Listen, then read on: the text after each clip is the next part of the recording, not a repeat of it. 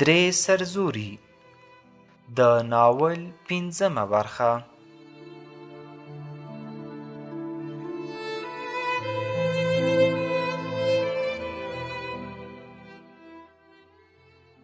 شوکت علي کامراني عاشق مزاج نه و، خو په لومړي ځل ورته دا محسوسېده چې د بشرۍ په اړه مسلسل سوچونه کوي. یودم د هغې په خیالونو کې له ځانه ورک شي.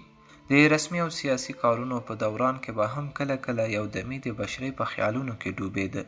بې اختیاره به یې د هغې په اړه فکرونه کول. حیران او مسکی به شو. فکر به یې وکړ چې دا څنګه جادو یې په دماغو اثر کړی دی. تېره شپه هغه ته د سردار لخوا زیری ورکړل شوی و چې د لارې ازغی یې د مخې لرې شو. اوس د بشرۍ څوک نامزاد نه و. کامراني په زړه کې ګوډې ماتولې. له ځان سره به یې ویل چې کله د دارالشکوه د مرګ خبره سړه شي نو هغه به د بشرۍ غوښتلو لپاره د هغې پلار سره خبرې کوي. د هغه دا باور و چې د بشرۍ پلار به د یو ستر سیاسي شخصیت او جاګیردار زوم جوړېدو باندې فخر وکړي او دا رشته به د سترګو رپ کې قبوله کړي. بله ورځ سلطان بګا د کامراني په دربار کې حاضر شو. ویل یې جناب علي غټه لانجه جوړه شوه. دغه نوی د سی آی ای افسر سردار او د هغه ملګري په زندان کې را باندې بندي کړي دي. ما د هغه امر د مجبورۍ نه منلی دی. د شوکت علي کامراني په تندي ګونځې جوړې شوې. پوښتنه یې وکړه. ویل یې په هغو څه الزام لګول شوی ده؟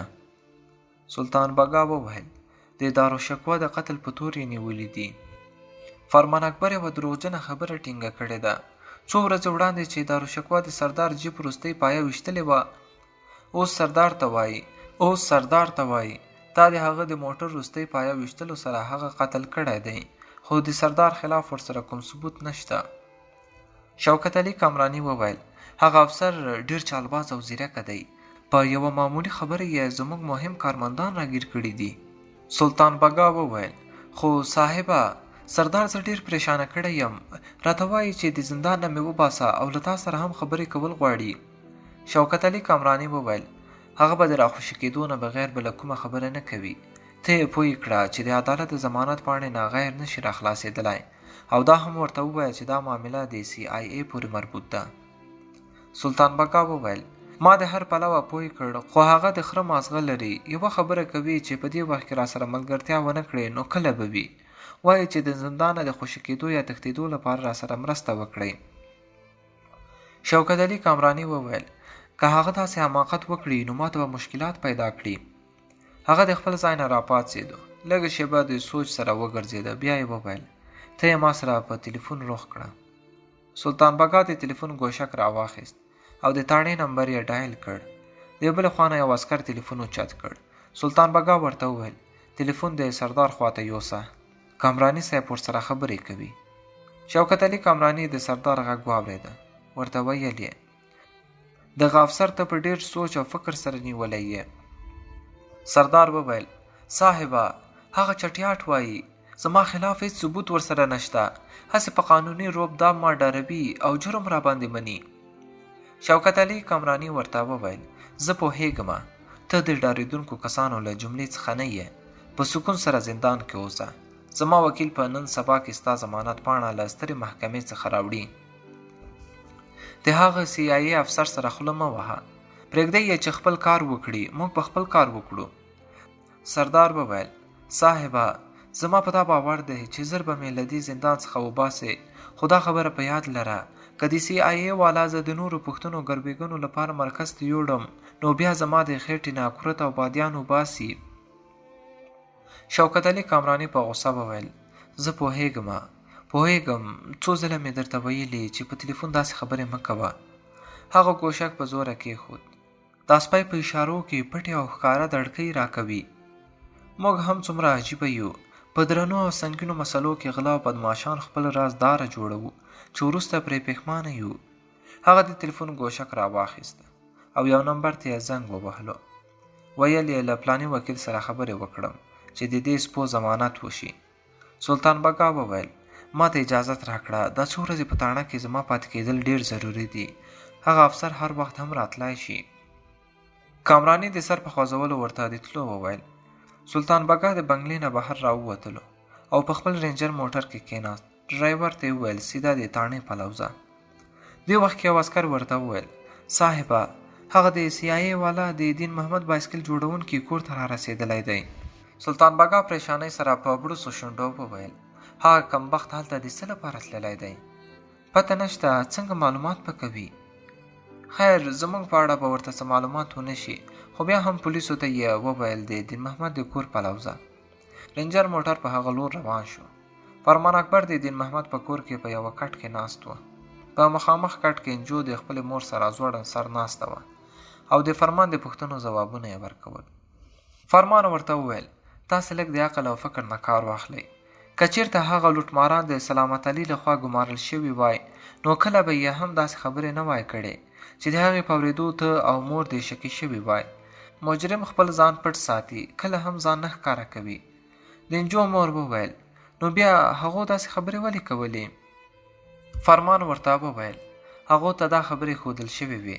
د هغو دا پلان و چې د انجو بیبي د بې عزتۍ سره د پلار او زوی ترمنځ نفرت او عداوت پیدا شي. د انجو مور وویل ستا په دې خبرو باندې زما سر نه خلاصېږي. فرمان ورته وویل دا خبرې ستا په ذهن کې نه راځي. د دې بدماشانو تر شا نور څوک شته چې هغوی د پلار او زوی د جګړې نه فایده اخیستل غواړي. طارق له دروازې سره ولاړ و او دا خبرې اورېدلې چې کوټې ته را دننه شو. ویل یې ستا خبرې زړه ته پرېوځي ته څوک یې؟ فرمان ورته خپل کارت وښود. طارق د لوستو نه پس وویل سمه ده زه پوه شوم.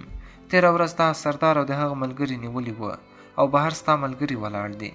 هغه د روغبړ لپاره لاس اوږد کړ. ویل یې زما نوم طارق دی. زه د سلامت علي زوی یم. سردار زما د خور رشتې غوښتو پسې راغلی و. ما هغه سرزوري بدماش ته خپل اوقات ښودلي وه. له هغې ورځې نه زموږ دښمن دی او زه په یقین سره ویلی شم چې په دې کور کې هغه دا بده پیښه ترسره کړې ده او انجو یې بې ستره کړې ده. خو زه قسم خورم چې یو به هم ژوندی پرې نږدم. فرمان د کټ په لور اشارې سره وویل په ارام کښېنه. دومره تیز منډه مه وهه پړ مخه به را پرېوځې. طارق وویل ته دا خبره سرسري مه ګڼه. انجو خپل دښمنان په کړېدو سره مړه لیدل غواړي. زه به د هغې دا ارمان ضرور پوره کوم. ته سردار زما په حواله کړه. فرمان ورته په ټوکو کې وویل ښه مطلب دا چې ته د یو فلمي اتل په څیر د خپلې محبوبې په وړاندې قتل کول غواړې؟ طارق وویل بالکل زړه به مې پرې یخ شي صاحبه زه به هغه په مرمیو چاڼ چاڼ کړم. فرمان خپلو ساتونکو ته غږ وکړ.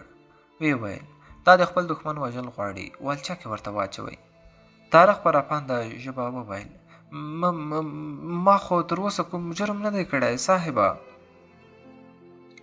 فرمان ورته وویل د جرم کولو اراده دې کړې ده او د پیښې ترسره کېدو نه مخکې د هغې مخه نیول زما دنده ده.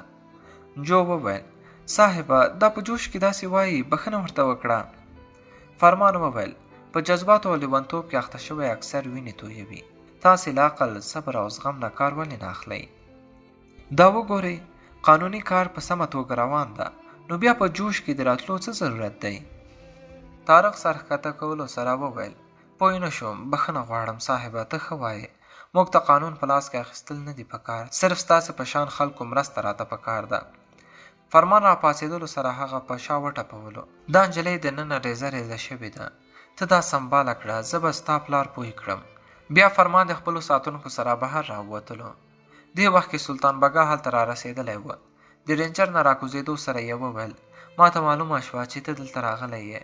آیا دلته د پیښې ترسره کوونکو په اړه څه معلومات ترلاسه شول؟ فرمان ورته وویل بګا صاحب ته که ولی نه یې نو خالي هم نه یې. د پیښې سره سم د مجرم سلامت علي نیولی و. سلطان بګا بریتونه تاو کړل. ویل یې د 25 کلونو څخه دلته تاڼېداري کوم.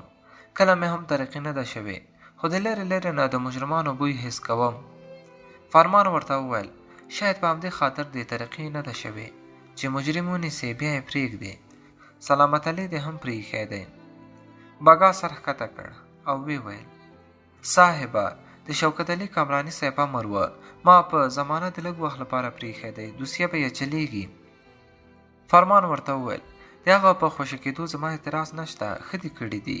اصل مجرم بل څوک دی سلامت علي نه دی. سلطان بګا د ټکان په خوړلو سره پوښتنه وکړه څوک دی هغه؟ فرمان وویل همدا خو موږ معلوموو زه چې تاڼې ته ځو هلته به نورې خبرې کوو. فرمان خپلو ساتونکو سره رینجر کې کېناسته. په لاره یې خبرې کولې او سلطان بګا یې پوهولو چې اصل مجرم څلورو غلو ته دا خبرې ښودلې وي او تاکید یې پرې کړی و چې مور او لور ته به دا خبرې اوروي چې په سلامت علي شکمن شي. خو دا په یاد لره چې اصل مجرم کله هم د خپل ځان خلاف د شک څرګندولو حماقت نشي کولای. سلطان بګا په زړه کې ورته غاړه ایښوده چې دا د سی آی ای والا ډېر رسېدلی او هوښیار سړی دی او د پیښې منځ ته ځان رسوي. سلطان بګا چې تاڼې ته دننه شو نو هلته یې ډېر شمېر نوي پولیس عسکر ولیدل.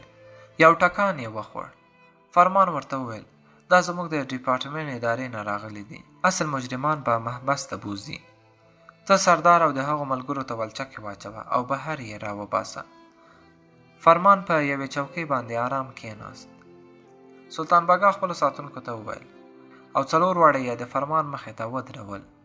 سردار وویل ته زموږ سره ډېر زیاتی کوي صاحبه. زه د کامراني صاحب خاص ملازم یم. ماته د خپلې صفایي او ضمانت کولو موقع باید راکړل شي. فرمان ورته وویل ته د ډېر غټ جاګیردار او وزیر ملازم یې.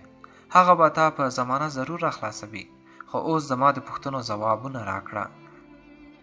جدي، بابر، منګي او جبار پیژنې؟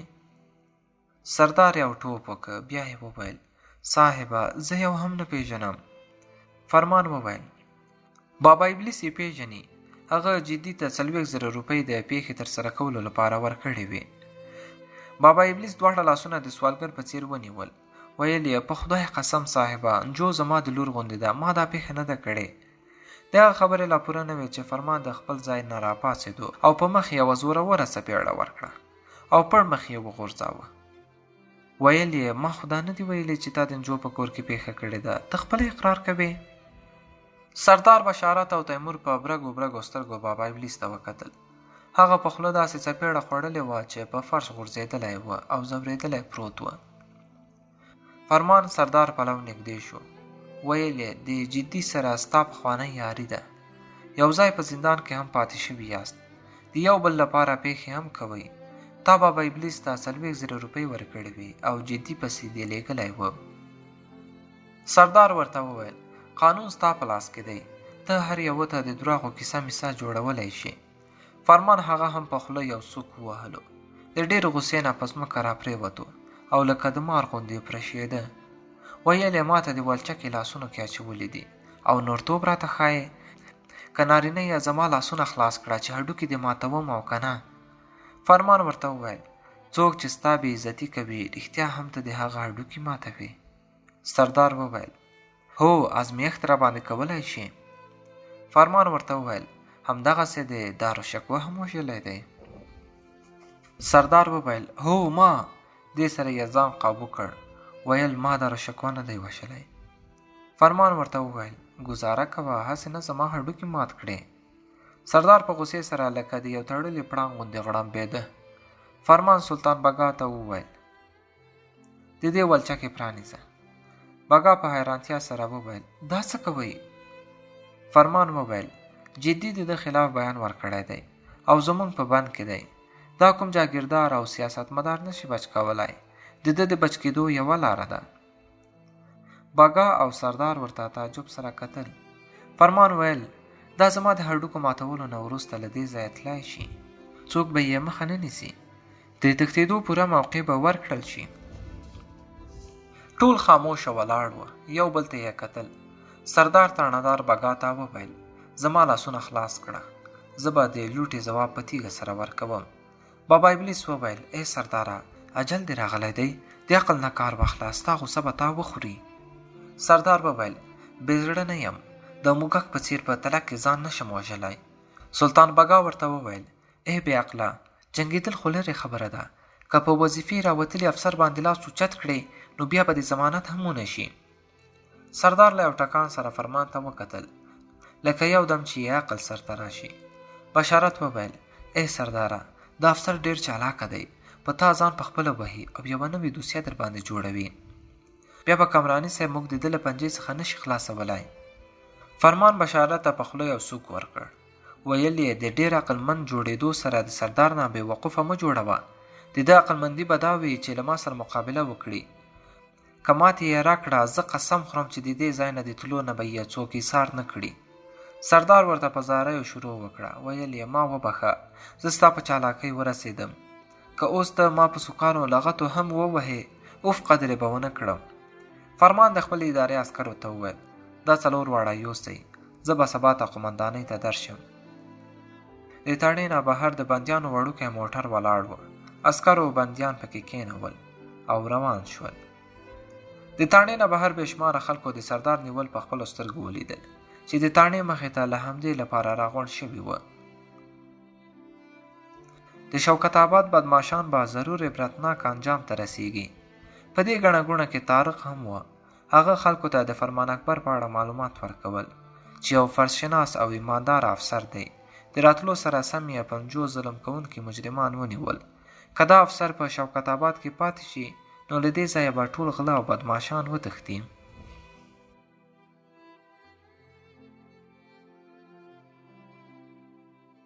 فرمان تېره ورځ د بشرۍ سره خبرې کړې وې او دا یادونه یې ورته کړې وه چې بله ورځ به یې لیدو ته راځي.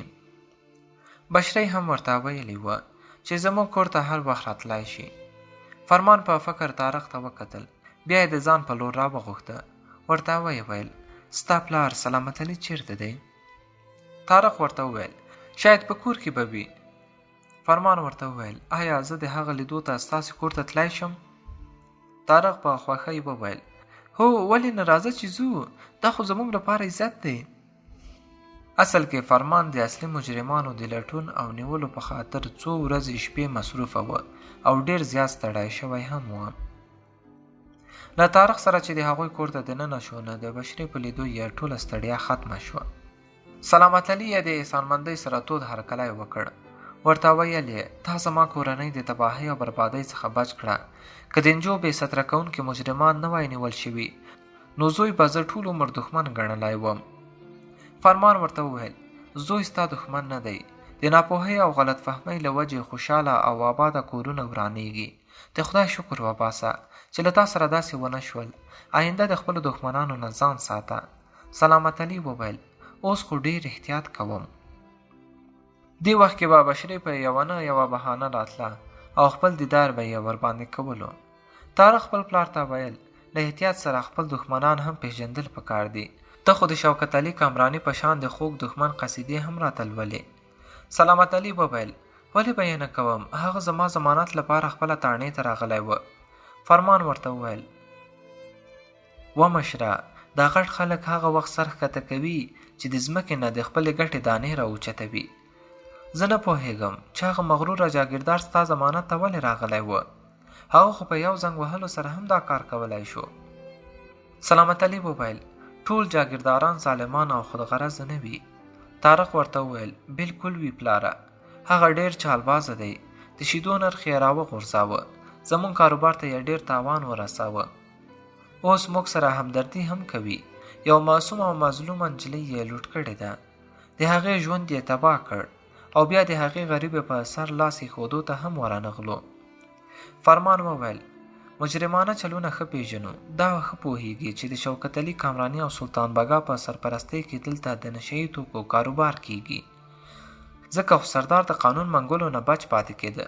هغه جاګیردار پوهیږي چې سردار د نجو په کور کې خپله یا به بل چا دا شرمناکه پیښه ترسره کړې ده. همدوی ستاسې د پلار او زوی د جنګولو پلان جوړ کړی و. په دې پوهېده خو تا ته یې حقیقت نشو څرګندولی. ته باید خپله پوه شي. هغه مخامخ خاندي او د شا له خوا نه ګزار کوي. بشري یخې شړومبۍ راوړې. فرمان د ګیلاس اخیستو سره هغې ته یو نظر وکتل. بیا یې وویل دلته په راتلو سره ما د مېرمنو په واسطه ډېر غټ او اهم معلومات راغونډ کړل. رو رو به د سردار مرۍ تاوولی شي. اوس یو بل ستر کار پاتې دی.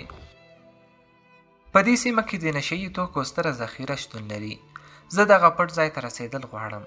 د سردار زیاتره همکاران ماته جاسوسي کوي، خو هغه غریبان هم د پټې اډې په اړه پوره معلومات نه لري. طارق وویل بیا خو د هغه ځای درک لګول مشکل دي. فرمان وویل مشکل دي خو ناممکن نه دي. د سردار همکاران ډېر سخت دي، ځان وژني خو راز نه افشا کوي. خو د هغو مېرمنې به ضرور وږي وي. بس یوه پوهه باسواده او هوښیاره نجلۍ چې ورسره دوستي وکړي ډېر رازونه ترې اخیستی شي. د دې خبرو سره هغه د سترګو لاندې بشرۍ ته وکتل. سلامت علي وویل ستاسو په استخباراتي اداره کې به داسې نجونې وي؟ فرمان وویل هو شته دي، خو که هغه دلته راشي مجرمان به ځانونه سنبال کړي. طارق وویل زموږ بشرۍ ډېره هوښیاره ده، د داسې ښځو سره په دوستۍ کولو سره ډېر څه معلومولی شي. فرمان د سلامت علي په لور کتلو سره وویل که تاسې دواړه له ما سره مرسته وکړئ نو دا کار اسانه کیدای شي.